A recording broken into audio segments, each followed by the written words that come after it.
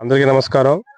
ఈరోజు 11/3/2020 తేదీన నిన్నటి వరకు కూడా రాజవమ్మంగి రేంజ్లో సంచరించినటువంటి పెద్ద పులి యొక్క జాడ దారపల్లి వాటర్ ఫాల్స్ పైన తెలియవచ్చింది.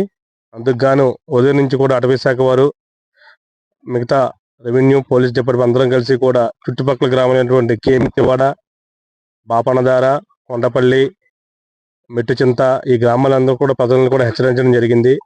సాయంత్రం అయితే ఇంట్లోకి రావద్దని చెప్పడం జరిగింది. తీసుకోవాల్సిన జాగ్రత్తలు అన్ని కూడా చెప్పడం జరిగింది. మీడియా ముఖంగా కూడా ఇంకొకసారి చెప్పడం జరుగుతుంది.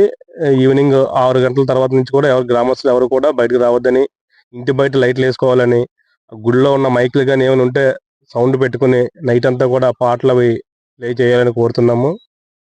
తదుపరి దాని జాడ తెలిసించో తెలియజేయగలుగుతాం. Thank you. నేను ప్రతిపాడు తహసీల్దార్. ఈ ఫారెస్ట్ డిపార్ట్మెంట్ నుంచి మాకు మెసేజ్ వచ్చిన వెంటనే ప్రతిపాడు మండలం దారపల్లి కొండ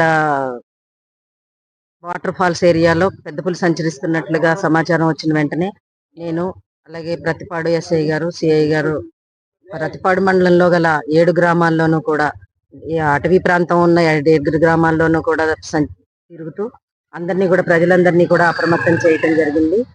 వాళ్ళ యొక్క ఆవులు, గేదెలు, అలాగే దూడలు, మేకలు, గొర్రెలు అలాంటి వాటి జంతువులన్నింటినీ కూడా బయట వదులుకోకుండా జాగ్రత్తగా ఇంటి దగ్గరే కట్టి పెంచుకోమని, రాబోయే 4 రోజులు కూడా చాలా అప్రమత్తంగా ఉండమని అందరినీ తెలియజేయటం జరిగింది. మళ్ళీ మేము సమాచారం ఇచ్చే వరకు, అంటే ఫారెస్ట్ డిపార్ట్మెంట్ నుంచి మాకు సమాచారం వచ్చి మళ్ళీ వీళ్ళకి చెప్పే వరకు కూడా ప్రజలందరూ కూడా గ్రామాల్లోనే, ఇంట్లోనే ఉండి బయట తిరగకుండా ఉండొద్దని అందరినీ చెప్పడం జరిగింది. Thank you.